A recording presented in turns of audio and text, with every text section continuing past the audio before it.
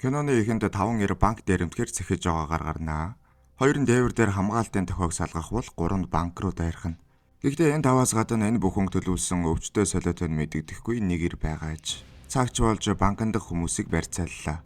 Харин дээд давхарт хамгаалтын тохиог салгахгүй юу тохиог салгасан нэгнээ алжчихж байна. Тэгээд шууд доош бууж сейфний өмнө ирнэ. Энэ үед банкны менежер нууж байсан бууга гаргаж ирээд дайрч эхэлдэг. Та нар хэний мөнгөөр оролдож байгаагаа мэдж байна уу? Буун дуу зогсоход суман дуусчихлаа гэж удаад нэг дээрэмчин дайрнаа. Тэр хооронд нь нөгөөх нь менежерийг буудаад унгадаг. Харин нөгөө талд сейфийг онгоолгож байна. Дохио салгасан ирийг асуухад би түүнийг алжчихсан. Энэ бүхэн төлөвлөсөн эртэгээрээ гэсэн юм. Бид л илүү мөнгөтэй болно. Сонирхолтой юм. Тэр ч гэсэн надад гэж хэлсэн. Юу? Хүлээгээрэй. Тэгээд сейфийг онгоолгосон ирийг бас алчхан шүү дээ. Мөнгийг авч гарч ирээд дээрэмчин бодвол тэр чамайг намайг ч гэсэн алаарай гэсэн биз. Үгүй би автобусны жолоочийг алах ёстой. Гаднаас энэ үед автобус дайрч орж ирээд яг дээрэмчин мөрөглөө. Тэгээд автобусны жолоочийг алнаа. Мөнгө аваад явах гэж байсан менежер энэ бүхэн төлөвлөсөн ир чамайг ч гэсэн ална. Яагаад Готомын дээрэмчид олон зүйлс тэтгэж явдаг байна гэв. Харин дээрэмчин бага аваад би юунд итгэдэг гэж. Чамайг алжихаагүй зүйл чамайг арай хачин болгоно гэдэгт. Ингээд Жокер автобусыг жолоодод банкны өмнө явж байсан сургуулийн автобуснууд дунд уусан алга болно. Энэ удаа бүх цаг үеийн хамгийн сайн Супербаатартай кинонд нэг болох Dark Knight-ийг ярьж өгөхөр бэлдлээ. Өмнөх анги дээр залуухан Брюс Вэйн Бэтмен дөнгөж болж хотын томоохон гэмдэргийн бүлэг болох мобын эсрэг бас Рас Аскулын эсрэг тэмцэж байгаагаар гардаг. Мөн үүний хажуугаар түүний дотоод зөрчилдөөн өөрийн хувийн амьдралаач зольж буй талаар гарсан. Харин энэ удаа тоглоомын цаг эхэллээ хөөхтүүдээ. Хансүртэнс. Мобын нөлөө хотод суларч эхлэд байлаа. Готомч шинэ хотын даргатай болж эхний анги дээр гарсан Аркамын галзуу юмч мануухай мобын боссуудын нэг чичэнтэй уулзаж байгаагаар гарнаа. Мануухай түүнд сэтгцэд нөлөөтэй бодис зардаг гэж. Энэ үед Бэтмен гарч ирлээ гэтэл түүн шиг хувцалсан энгийн хүмүүс байлаа. Мэдээж хэрэг энэ эвгүй гэмт хэрэгтнүүдийн эсрэг юу хийх вүлээ? Ер нь болондуулаад байж байсан жинхэнэ Бэтмен маань Бэтмобойлоо унаад гарч ирдэг. Тэр даруй чичэн зогтох бол мануухайг барьж авнаа. Тэгээд дүр эсгэгч болон мануухай нарыг хүлээд үлдээдэг. Мөрдөгч Гордон харин дээрэмдсэн банкыг шалгаж байх ба Бэтмен гинт гарч ирнэ. Жокерын дээрэмдсэн эдгээр мөнгнүүд нь мобын тусгай тэмдэгтэй долларууд байж бид мобын энэ шиг мөнгөний агуулгуудыг олсон. Гэхдээ энэ нөхрийг яах гэж байна гинэ? Ганц галзуу солиотой нь мэдэгдэхгүй ирээс илүүтэйгээр мобыг барих нь чухал хэрэг шүү дээ. Багны цаана Брюс Вэйний амьдрал оронгоор иргсэн байлаа. Үүнийг бид түүний шарх сорьнд идэгдсэн бие болон салхаа болсон агуулгаас нарнаа. Хэлэж ирэх мэ. Яагаад та тэр дуурайгчдыг хөлсөлж аваад амралтын өдөртөө байж болохгүй гэж. Готэм хот харин шин цагаан хүлэгт бадартай болсон байлаа.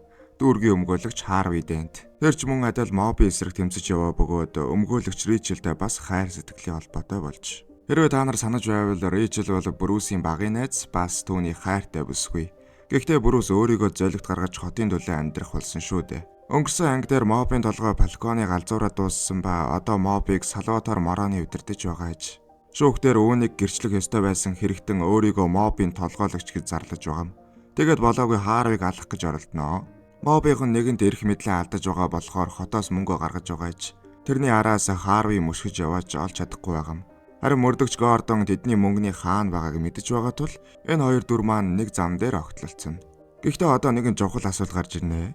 Хин дээрх хэмжээний мөнгийг хотоос чимээгүйхэн гаргаад байна вэ? Тэгэхээр Брюс Вэйн бол их том бизнесмен хөө. Wayne Enterprise хятадын бизнесмен Лаутай хамтран ажиллахаар зэхэж байгаа юм. Гэхдээ Focus Lauгийн компани хэрэг сэтэрсэн их ашгийг хараад эднээс буруу гарын мөнгөтэй холбоотой байхаа гэдэг. Брюс ч бизнес гэхээсээ илүүтэй мобын асуудлаар түүнтэй холбогдсон бололтой. Ингээд надад машин замаас хурдан зайлахад туслах өмсгөл хэрэгтэй байна. Нөгөө талд Харви Ричел хоёр оройн зог барьж суух ба энэ үед Брюс Орсын балетын гоцтол бүсгүйтэй ирж байна. Тэд хамтдаа суухаар болж ширээний ард Бэтмений залгамж халаа хотын талаар гээд олон зүйлсийг ярилцсанаа. Нөгөө талд мобын боссууд Лаутай зүүмдэж байдаг. Тэгэхээр мобын бохир мөнгийг угааж өгдөг нь Лау байж. Харви та нарын мөнгөний уул мөрөөр аль хэдийн орсон. Одоо тэд шалгаж байгаа гинэ. Тийм учраас мобын бүх мөнгөний баримтуудыг аваад би хятад руу явлаа гэдэг. Энэ үед нэрэл мөрдөгч Гордон мобын мөнгө байсан банкнуудыг шалгаж явах ба тэр нь хов хоосон байна. Энэ үед мобын уулзалтыг тасалдуулан Жокер орж ирэх ба Лау Бэтменийг зогсоож чадахгүй. Тэр Лауг хаанаас ч хамаагүй олно гэдэг. Би яах вэ? Та нарыг тэр мөнгөний чинь талаар Бэтменийг устгаад өгье гэдэг. Угаасаа устгах амархан байсан бол устгачих байсан мобийнхан гайхаж байгаа байхгүй юу? Харин Жокер хэрвээ чи ямар нэгэн зүйл сайн бол түүнийг үнэг өгөх хэрэггүй гэдэг алтан сургаалаа хэлж байгаа юм аа. Тэгээд тэрүүхэндээ хөөхөн шоглоод та нар хурдхан шийдэхгүй бол энэ гамбл хөөрхий имэдэж $5 өгч чадахгүй байх шүү. Гамбл угаасаа Жокер дургүй байна. Хангалттай. Энэ алиалагчийг алсан хүнд би $500,000 өгье. Тэгээд мобын нөхдөө түнлүү дайрах гэсэн Жокер ингэртээ хэлсэн бөмбөгөө харуулад та нар арай эрүүлэр сэтгэхээрээ хэлээрэ гэд яваад өгдөг. Өрөөн наран Гордон Харви хоёр Бэтментэй уулзах ба одоо тэд мобын мөнгөний араас биш Лавогийн араас явах хэрэгтэй боллоо. Би түүнийг авчруулж яриулж чадах уу? Би түүнийг бүр бүжиглүүлнэ. Гэхдээ чи түүний тэр өргөлж ингэдэг юм. Удалгүй сонингуудаар Оросын балетын гоцлооч бүсгүйг тэр бумтон Вэйн хулгаалan аялалд гаржээ гэх мэдээ гардаг. Нэрээ аялалд гарсан байх ба Брюс жижиг онгоцоор цааш хятад руу явж байгаа юм. Харин Альфред өвөө Оросын балетын гоцлол тэрч яхав тийм ээ. Хятад очоод Фокс Лавутай уулзах ба үүдэнд нь уцаа хураалгаад орлоо. Лав харин "Ноён Фокс, хилцээрийн дундуур орхиж явсангүй уучлаарай. Готомд цагдаа нарын үйл ойлголцтой суулаад бизнесээ эрсдэлд оруулахыг хүссэнгүй." Энэ үед нь Фокс караванасаа дахиад уцаа гаргаж ирж байна. Тэгээд Лавууд манайх танайхтай хамтарч ажиллаж чадахгүй нэ гэдгийг хэлэхээр ирсэн юм гин. Энэ хооронд Брюс газар үзсэн шигээ явах ба Фокс түүнд нэг уцаа өгдөг.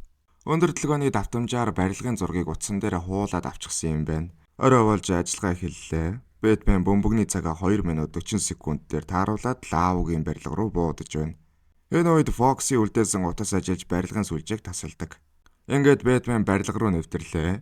Лавугийн хүмүүсийг болгож тавиад түүнийг чирч авч яваад цонх руу ойртлоо. Удалгүй цаг дуусаж цонхон дээрх бөмбөг дэлбэрлээ.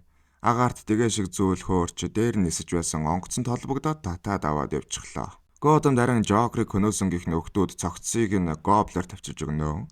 Яг үнэндээ энэ Жокерийн урих байсан ба тэр өөрөө Гоблерийн бодийг хөдлөхөөр ирж. Чи намайг яаж ийм сорвтой болсон сонссмоор байна уу? Аав маань аригчин галзуу амтан байсан юм. Нэг шөн тэр ээжийг зүсэж байхдаа инээж байлаа. Тэгээд над дээр ирээд чи яагаад чухал царайлчхав? Энэ царайнд инээмсгэл хэрэгтэй гэсэн юм. Хэлээч. Чи яагаад чухал царайлчхав? Маргааш цагдаагийн газрын үүдэн дээр мөрдөгч Гордонд гэж хаягдсан Лав байж байлаа. Энэ Лав ч мобын нягтлын юм байна шүү дээ. Тэгээд мобыг гөрөөд өөртөө мөнгийг үлдээхээр тохиролцох шиг боллоо. Энэ талаар мэдээг мобийнхан үзэж сууж байна. Тэгээд Жокерыг хөлсөлцөхөөё. Тэрний зүв байсан. Бид жинхэнэ асуудлыг шийдвэрлэх хэрэгтэй. Тэр бол Бэтмен гэсэн гаднаас гав барьсан Гордон орж иж байна. Чи намайг найзуудын минь өмнө ичих гэж байгаадаа итгэлтэй байна уу? Санаа зовлтгүй. Тэд ч гэсэн хамт явна. Ингээд шүүх хурал болж шүүгч 720 авилгын хэрэг, 849 дээрмийн хэрэг, 246 луврын хэрэг, 87 аллагын хувилдаан гэсэн дундан Жокерийн тэмдэг явж байна. Тэгээд 527 удаагийн хууль зөрчсөн хэрэгүүдгээд үүндээ хэрхэн тайлбар өгөх үү гэсэн. Тэгэхээр энэ их хэрэгтнийг яллахыг шүүгчээс ятгсан хүн бол Харви. Мөн олонний өмнө Гордон, Бэтмен, Харви гурвын хамтралыг тахалж яваа хүн Харви. Би юу гэх гээд байна вэ гэхээр биш ээ. Хотын дарга юу гэх гээд байна вэ гэхээр моб баригдсан юм байгаа биз. Угаасаа тоглоом шиг нэртэй. Гэхдээ энэ бүхэн дагаад сэтгүүлч, томчуул, улс төрчдийг хэвчрээ өнгөх асуудал гарч ирнэ гэдэг. Энэ үед Бэтмен шиг хувцалсан цогцос гарч ирнэ. Дотор нь нэг бичлэг үлдээсэн байдаг. Бичлэгэн дээр Жокер хөөрхий залуу хүлснээр гарах ба та нарын тэр баатар гих Бэтмен чинь энэ хотыг эмх замбараагүй болгож байна. Хэрвээ тэр маска авч хин гэдгээ ярихгүй бол би өдөр бүр хүн хөнөө шүү гэдэг. Энэ нь мэдээж Брюст юм бодогдуулнаа. Тэгээд тэр хотын шинэ баатар Харвид зориулж үдшилэг хийдэг. Түүнийг хотын баатар гэж зарлаж байгаа юм. Ингэж итгэлтэй олны өмнө зарлахыг харсан Рэйчел чамайг Харвиг өөрөөр нь тоглоод байгааг ойлгохоор хэмжээнд мэддэггүй байж болно. Гэхдээ би мэднэ. Би тоглоогүй. Чи надад тэр нэг өдөр Готомд Бэтмен хэрэггүй болох цаг ирнэ гэж хэлж байсан санаж байна уу? Тэр үе чинь ирж байна. Харви миний хийхийг хүссэн хийж чадсан. Бүр баггүйгээр хотод нүүр царайтай баатар эрэхтэй. Хотын цагдаагийн газар харин Жокерийн илгээсэн цогцсноос 3 хүний ДНК-г олжээ. Хотын ахлах комиссар, мобын хэргийг шүүгч, мөн Харви Дент нарын ДНК байсан юм. Гордон шууд л тэд нарыг Жокерийн дараагийн бай юм байна гэдгийг ойлгож цагдаа нарыг явуулдаг. Манай хүн өөрөө комиссар дээр очлоо. Тэгтэл комиссар Гордон, комиссар занл хийлэл байнга л ирдэг. Би эдгээрт хариулах хариултаа ихэрт олсон. Гэт вискигээ харуулж байна. Харин шүүгчдэр 2 цагдаа оччихсан байж байна. Тэгээд танд ямар занал хийл ирж байгааг та ойлгохгүй байна. Та наадахаа нээгээд үзээрээгээд доктортой зөвл өгдөг. Үжлэг дээр харин Харви тойрохнаар Ричэлд гэрлэх санал тавьж байна. Тэд миний ДНК-г яаж олж авсан юм? Таны хэрэгэлдэг зүйлсээс л байх. Хүлээ. Нөгөө талд Брюс Харвигийн араас орж ирээд ухаан алдуулаад шүүгэндээ хийнэ. Хотын комиссарын архинд хор хийсэн байж. Харин шүүгч догтууг задлахад бөмбөг дэлбэрдэг. Үжлэг болж байсан газар Жокер өөрийн биеэр Харвиг барихаар ирсэн байна.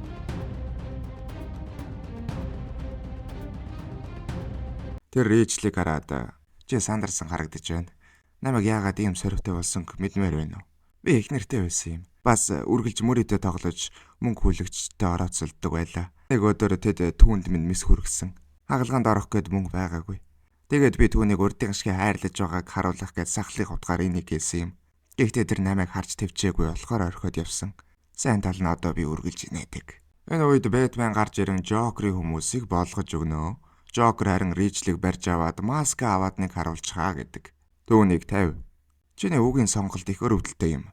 Гэд Ричлийг шидчихлээ. Бэтмен амжиж Ричлийг барьж аваад зөөлөн газарддаг. Энэ явдлаас үүдэн шүүх хурал болох хэсэг нь эргэлзээтэй боллоо. Моби араас явж байсан Бэтменийн хувьд одоо Жокер хамгийн том асуудал боллоо. Энэ үед Альфред өвөө нэгэн түүхийг ярьж өгнө. Олон жилийн өмнө Альфред Бернд байхад тэр найзуудын хамт Эрдэнийн чулуу атсан хөсөг рүү дайрсан дээрэмчин хайж байв. 6 сар өнгөрөхөд Эрдэнийн чулууг хүнд зарсан ямар ч улмар олоогүй. Гэхдээ нэг жоохон хүүхэд теннисний бөмбөг шиг хэмжээтэй бадмааргаар тоглож байхыг харсан юм. Дээрэмчин Эрдэнэ зүгээр л хаяад явсан байж. Яагаад гэвэл тэр үүнийг сайхан зүйл гэж бодсон. Зарим эрс мөнгө мэтийн учир зүйч шалтгаанаар тоглодоггүй. Тэд зүгээр л дэлхийн ертөнц шатаж байхыг харахыг хүсдэг юм. Нөгөө талд цагдаагийн утсанд дуудлага ирж байна. Жокер нэг хаяг хэлээд тэндээс Харви Дентийг олно гэдэг. Очиход хоёр цагдаа алуулж, нэгийг нь Харви Барнс, өнөөхийг нь Кевин Дент гэдэг байж. Танай хүмүүс заавар тулахаас өмнө би энэ хавийг шалгамаар байна. Заавар тулах гинэ? Чи эдний өгсөн шалтгаан. Тэгээд сумны онгой шигцэн хэсгийг зүсээд авчихлаа. Бас тэр дараагийн байгаа үлдээчээ. Хотын дарга. Нөгөө талд Wayne Enterprise-д ажилладаг Goldman Reese гэж нөхөр Batmobile-ийн баримтыг олж цаашлаад Брюсийн Бэтмен гэдгийг олж мэджээ. Тэгээд үүнийг шантааж болгон ашиглаж үлдсэн амьдралынхаа турш жил бүр 10 сая доллар авахыг хүсдэг.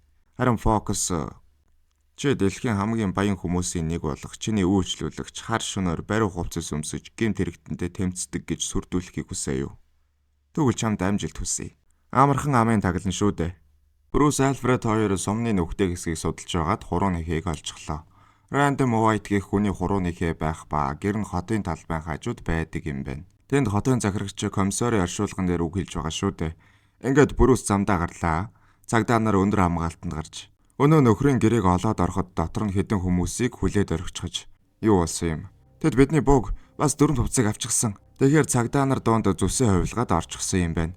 Хотын дарга харин үгээ хэлж дуусаад цагдаа нар ёслогын буудлага хийх гэж байна. Энэ үед Жокер захирагч руу буудаж Гордон урд орнож хамгаалдаг. Өмнө дэгдэж Жокер болон түүний дагуулууд зүгтах ба тэр дундаас нэг нөхрийг барьж авнаа. Тэрнийг Харви байцаах гэж сэмэрхэн аваад явчихна.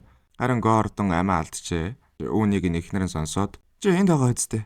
Жил тэднийг бидэн дээр авчирсан" гэж Бэтменд уурлаж байв. Рэйчел харин Харвитай ярилцах ба цагдаа нар донд Маронигийн хүмүүс байгаа бололтой. Чи аюулгүй газар руу яв гэдэг. Энэ хотод ганц аюулгүй байгаа газар бол Брюсийн гэр. Бэтмен харин Марониг барьж уулзах ба Жокерийн хаанд байгааг асуув. Тэр тааварлашгүй дүрм журмаас гадуур нэгэн. Чи уулзмаар байгаа бол над багаал авчихал даа гинэ. Үүний дараа Харви гарах ба тэр гүүрний доор өнөө Жокерийн дагагчийг аваад ирчээ. Тэгээд Жокерийн талаар ярихгүй бол амьдралыг чинь шударгаар шийдий гэдэг. Сүлд боовол чи амьд үлдэн шүү. Тоо боовол харин үхэн. Тэгээд шидлээ. Сүлд байна. Дахиад эхлэе. Энэ үед Бэтмен гарч иж хэрвээ хотын цагаан морьт Баатар Харви галзуу нөхрийг алах гээд байж байхыг хотынхан гарсан бол бүх зүйл дуусна гэдэг. Чи миний хязээж байж чадаагүй итгэл найдварын бэлэг тэмдэг. Энэ л Готомд хэрэгтэй. Маргааш шивлийн баг гурал хийж Бэтменээс олж дагаж хинч өгөхгүй гэж зарлаа. Чи болохгүй. Чи бууж өгч болохгүй. Чи бууж өгч болохгүй. Тэгэхээр Бэтмен маань маск авах гэж байгаа бололтой. Дөрс солигдож Рэйчел Брюсэнд иржээ. Чи хэлсэндээ Готомд Бэтмен хэрэггүй болох цагт бид эргээд хамт байж болно гэж. Гэт Рэйчлийг барьж аваад үнсчихлээ. Рэйчел харин хэрвээ чи өөрийгөө илчлвэл тэд биднийг хамт байлгахгүй байх гэдэг. Хэцүүхэн хайрын түүх юм. Брюс Альфред хоёр агуулгатай байсан бүх зүйлээ устгаад явж байна. Таныг илчлэгдэхээр намайг ч гэсэн барих бах. Би тэдэнд Бэтмен болох чиний санаа байсан гэж хэлнэ. Маргааш шивлийн баг гурал эхэллээ. Бэтмен бол гэмт хэрэгтэй мөн. Гэхдээ бид үүнийг айдсаасаа болж хийж байгаа бол энэ түүнийг хилчлэх хангалттай шалтгаан биш. Бид өнөө хүртэл Бэтменаар гудамжаа цэвэрлүүлэхдээ баяртай байсан. Бүх зүйл улам дардсаар байна. Тийм ээ, тэр үнэн. Гэхдээ үүр цаахын өмнө хамгийн харанхуй шүнэрдэг. Би амлаж байна. Үүр цаах мөч ирж байгаа. Зарим нь дэмжээд, зарим нь эсэргүүцэд байна. Тэгтэл Харви өөрийгөө Бэтмен гэж зарладаг. Энийг нь Брюс хажуугаас нь хараад өнгөрлөө. Альфред харин Ричелд нэг зүйл энэ үед хэлдэг. Магадгүй Бэтмен Баатараас ч илүү зүйл байх. Харин Ричел Брюст хаягдсан захиагаа өгчгөөд цагдаа руу явлаа. Цагдаагийн газар Харвиг хорих руу авч явж байх үед Жокер дайрах нь ойлгомжтой учраас тэр үед Жокерыг барьж авахар болсон юм байна. Тэгээд зоосоор Ричелд өгөөд сүлд буувал энэ бүтнэ гэсэн үг гээд явлаа. Хотын дуу хэсгээр явж байсан урд зам хаажигчээ. Тэгээд хонгол руу ирэхлээ. Тэгсэн хогийн машин, ачааны машин хоёр гарч ирэх ба цагдаа нарыг замаас гаргаад байна. Энэ үед Бэтмен Бэтмобойлтойгоо араас нь явж байна. Хогийн машиныг бол ядах юмгүй зогсоочихлоо. Харин Жокер танк эсрэг гүйцэгч гаргаж ирээд Харвигийн машин руу онилж байна. Яг харахад нь Бэтмен урдуур нөрөө зогсоочихлоо. Мэдээж Бэтмобойл эвдэрчихэн шүү дээ. Харвиг авч явсан машин нэг юм хонглоос гарлаа. Агаарын тусламж үзүүлэх боломжтой боллоо гэсэн Жокер занг бэлдчихэж. Бэтмен харин нөгөө талд Бэтфодтой гараад ирнэ. Тэгээд Жокерийн машиныг тороосоор холбож гэрлийн шонгуудыг сүлжиж явсаар машиныг бүтэн эргүүлчихлээ. Машинд ороос Жокер гарч ирэхэд урдаас нь яг Бэтмен ирж байна. Дайрах гэж байгаа бололтой шүү. Аль би чамаар энийг хийлгмээр байна. Намайг мөргөөч. Бэтмен дайрч чадсангүй. Харин зогсохдоо ухаан алдаад унчихлаа. Жокер багийг нь авах гэж байсан нэг цагдаа зогсоож байна. Тэгсэн Гордон амьд байж чамайг баривчилж байна хонгөлөг минь.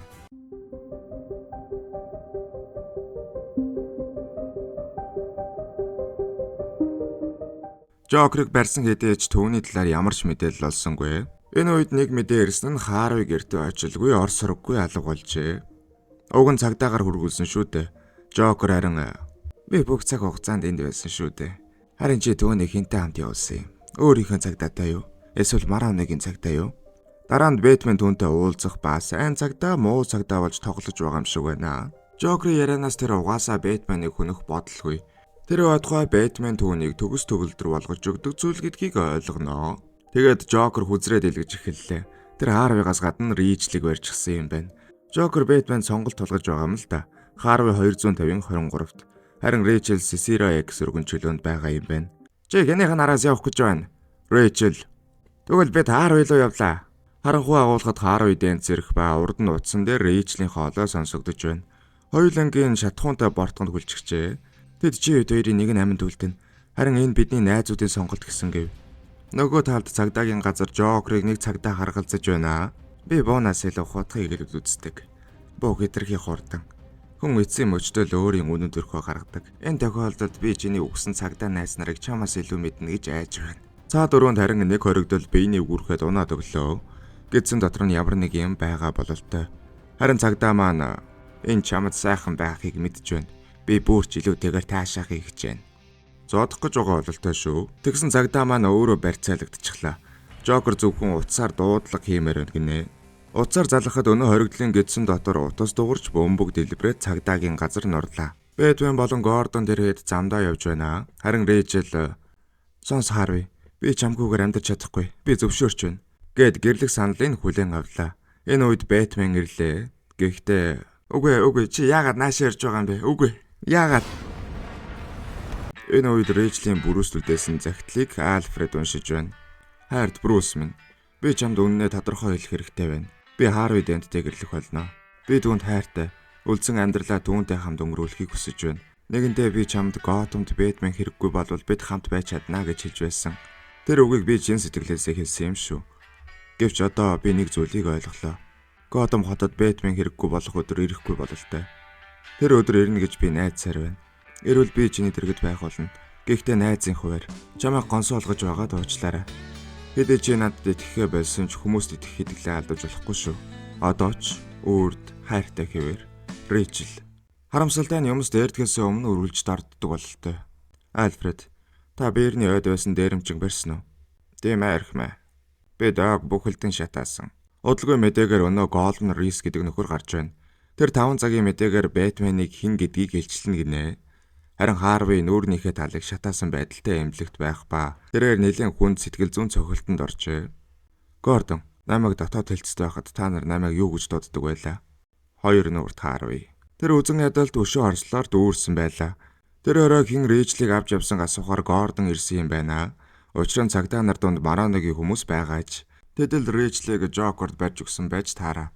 Харин Харви энэ бүхэнд цагдаа нарыг ч буруутгаж байх бөгөөд Гордонд хэн гэдгийг хэлэх шинж алга. Нөгөө талд Жокер мобын мөнгөний талыг овоолчихсон, дээр нь лав өгүүлчихсэн байдаг. Тэгээ тэр мөнгийг бүхэлд нь шатааж үзүүлнэ. Энэ нь Чечений хувьд ер нь миний хувьд ч галзуу хэрэг байлаа. Тэгээд Чеченийг барьж өөрийнх нь нохоод хайж өгдөг. Мобын дор ажилдаг нөхдүүд Жокерыг дагаад эхэллээ. Удалгүй дахин мэдээгээр Жокер гарч байна. Би тоглоомоо ноён Рисээр сүйтгүүлмээргүй байна. Тэгэхээр тоглоом тоглоцгоё. Цагийн дотор Рис өгөх ёстой. Үгүй бол эмнэлэг дэлбэрийн шүү гэдэг. Энийг нь үзсэн цагдаа нар Рисийг хамгаалтанд авнаа. Иргэд бүр айл эдийн Рисийг хороо гэж шаардаад эхэлсэн байдаг. Бүрөөс энэ хооронд хотын төв эмнэлэгтэй холбоотой цагдаа нарыг шалгаад явж байна. Тэгээд Гордон руу мессежээр эмнэлэгтэй холбоотой цагдаа нараас болгоомжил Берг Рамирez гэх нэрийг явуулжээ. Гордонтой хамт яваа цагдаа их сандарсан харагдаж байна. Чамайг Берг гэдэг байхаа. Цагдаа нар хотын төв эмнэлгийг яаралтай нүлгэж байна.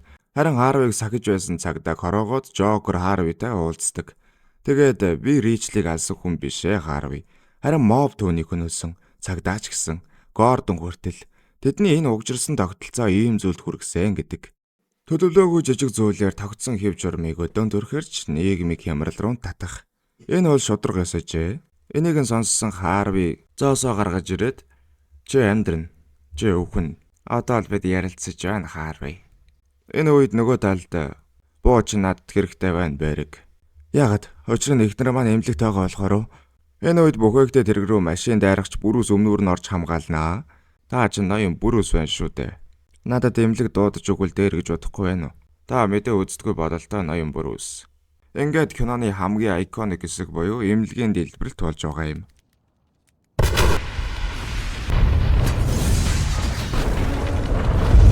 Эмнэлгийн бүх хүмүүсийг нүүлгэн шижүүлэх үеэр 50 хүнтэй нэг автобус ор сургаггүй алга болжээ.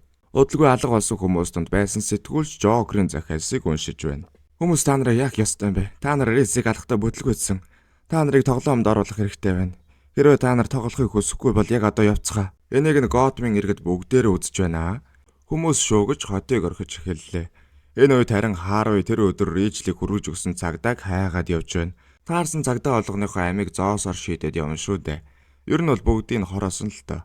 Тэгээд Маронытой уулзнаа. Тэр өдөр Рэйчлийг Мароныгийн хүмүүс давиачж өгсөн цагдаа Гордны туслах эмэгтэй байж. Үүнийг мэдсэн даруйдаа Мароныг хүртэл хөнөөчихөж байгаа юм.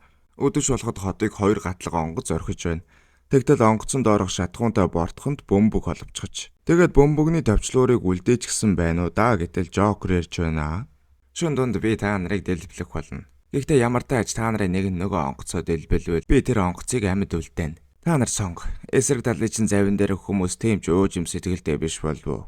Энэ яриаг нь Фокс сонсоод байршлын Бэтмен хэлдэг. Бэтмен Жокерыг олохын тулд Фоксоос тусламж гуйсан юм байна. Энэ төхөөрөмжөөр хотын бүх иргэдийн дуудлагыг хянаж цаашлаад өндөр долгионоор хаана байгааг нь мэдэх боломжтой юм байна. Жокер бомбын өмнөх барилга дээр байгаа юм байна. Цагдаа нар шигсэн тэр газар нь очичихсан байх ба. Жокер хүмүүсийг барьцаалаад цонхны өмнө илхүүлчихэж. Бэтмен ямар нэгэн зүйл биш байгааг ойлгоод төрүүлж барилга руу нэвтрэхээр боллоо. Барилга руу нэвтрээд харсан яг үнэндээ Жокерийн хүмүүс энгийн иргэдийг барьцаалсан биш. Харин автобустай алга болсон энгийн иргэдийн зарим нь дээрэмчин шиг, зарим нь барьцаалагч шиг хүлжчихжээ. Жинхэнэ дээрэмчт нь харин автобусанд байсан эмч нарын хувцсыг өмсчихөж. Харин Гордон дуудлага ирж байна. Харви гэр бүлийг нь барьцаалчихж. Миний гэр бүл хаана байна? Миний гэр бүл өгсөн газарт Гордон 250-23. Рэйчл амиа алдсан газар байна шүү дээ. Тусгайгийнхан харин барилгын доод дээд давхраас орж иж байна. Бүгдээрээ занганд орох нь шүү дээ. Цаг болж мэрэгэн буучид энгийн иргэд рүү буудах гэж байхад Бэтмен аварнаа. Тэгээд тусгайгийнхныг отож байсан жинхэнэ дээрэмчдийг болгож тавиад тусгайгийнхныг бас цэвэрхэн аргалаад Жокерийн байгаа давхар дээр ирлээ. Бэтмен ухаалаг сайн мөрдөгч шилдэг гардан тулаанч хэдийч ноход түүний сул тал бололтой. Энэ үед шүн дунд болоход хагас цаг хүрэхгүй хугацаа үлдэж. Энгийн иргэдтэй онгоцон дээр маргаан гарч бүр сонгуулж явагджээ. Харин хоригдлуудтай онгоцон дээр нэг эвгүй нөхөр ахлахын өмнө ирээд чи өвөхийг хүсэхгүй байгаа. Гэхдээ амиа яаж аврахаа ч мэдэхгүй байгаа. Наадхаа надаа өг. Хинч гараа бохирдуулахыг хүсэхгүй байгаа бол би хийгнэ. Тэгээд чи намайг тэдэнд хүчээр авсан гэж хэлж болно. Харин би чиний 10 минутын өмнө хийх ёстой байсан зүйлийг хий. Товчлуурыг өгчлөө. Тэгтэл эвгүй нөхөр авсан даруйдаа цонхоор шидчихлээ. Ингээ иргэдтэй автобусан дээр ихэнх нь нөгөө онгоцоод элбэлхийг дэмтсэн ч яг цагаа тулахад чадсангүй. Бэтмен харин нэлээд шахагдсан байш шүү. Тэгээд онгоц дэлбрээгүйг хараад чи юу батлахыг хичээгээв? Хүн бүр чам шиг олиггүй биш гинэ. Сүүлийн үед хүнд итгэж болохооргүй болж бүх зүйлийг өөрөө хийхээс гэд Жокер бөмбөгний удирдлагыг гаргаад ирлээ. Тэр үед нь Бэтмен Жокер руу дайрч барилгаас шидчихлээ. Мэдээж арайч алжихгүй. Магадгүй нэрэл энэ хоёр зэрэгцэн орших тавилантай байх. Тоглоом дуусаагүй найз минь. Би чиний цагаан хүлэгт баатрыг буулгаж ирсэн. Галзуурал гэдэг бол татахгүй ч. Харвиг яриад байх шиг байна. Энэ үед Гордон Харвитай уулзаж байна. Гэр ихэнлүүн бууга цуглуулээд чи хамгийн хайртай хүмүүстэй худлаа гэдгийг мэдсээр өж бүх зүйл сайхан болно гэж хэлж байсан уу Гордон? Тэгээд чиний хүүд Ричэлд байсан шиг боломж байгаа гэд өнөө балаа зоосоо гаргаад ирж байгаа юм. Энэ үед Бэтмен гэрнэ. Ричэлд боломж байгаагүй Харви. Бид үйл явдлын өрнөлийг шийдсэн гэдэг. Энэ нөхцөл байдалд Бэтмен буюу Брюсийг оруулахгүйгээр харвал мэдээж бүхнээ алдсан хүн Харви шиг харагданаа. Жокер энэ гурваас хамгийн сайн хүнийг нь алдаж болдгийг харуулахыг хүсэж. Тэгээд Харви гуруула зоос шидэж хувь тавилангаа шийднэ гин. Эхлээд тоо бууж Бэтменийг буудсан бол Харви дээр сүлд бууж амьд үлдлээ. Гордны ээлж ирэхэд хүүдээ бүх зүйл зүгээр болно гэж хэлэг Гордон. Гээ зоосыг хайж байна. Энэ үед Бэтмен дайрч Гордны хүүг аварч үлдлээ. Зоос сүлд буужээ. Харин Харви данд барилгаас унаж амиа алдсан юм. Хэрвээ иргэд тэдний шудраг ёсны цагаан морд хаанхуу иймэрхүү байдлаар төгссөн. Бас цагдаа нар мобын гар хөл гэдгийг мэдвэл итгэлэн дөнгөж сэргэж байгаа энэ хот нуран унахажээ. Тийм болохоор Готмын баатрыг баатраар нь үлдээж, харин Бэтмен Готомд хэрэгтэй тэр зүйл болох ёстой болсон юм. Тэгээд намайг тэр цагдаа нарыг алсан гэж зарлал. Би баатар биш Гордон. Би бол Готомд хэрэгтэй тэр зүйл. Тэд чамайг ангуучлана. Заримдаа үнэн хангалтгүй байдаг юм. Үзэгдэл солигдож цагдаа нараа Бэтменийг хөөж байгаагаар гарнаа. Энэ үед Гордны хүү тэр яагаад зогтож байгаа юм бэ аава? Тэр ямар нэгэн буруу зүйл хийгээгүй шүү дээ. Учир нь тэр бол Готомд хэрэгтэй тэр зүйл. Тэр бол чимээгүй хамгаалагч. Харанхуйн хөлөгт баатар. Гэснээр кино дууслаа.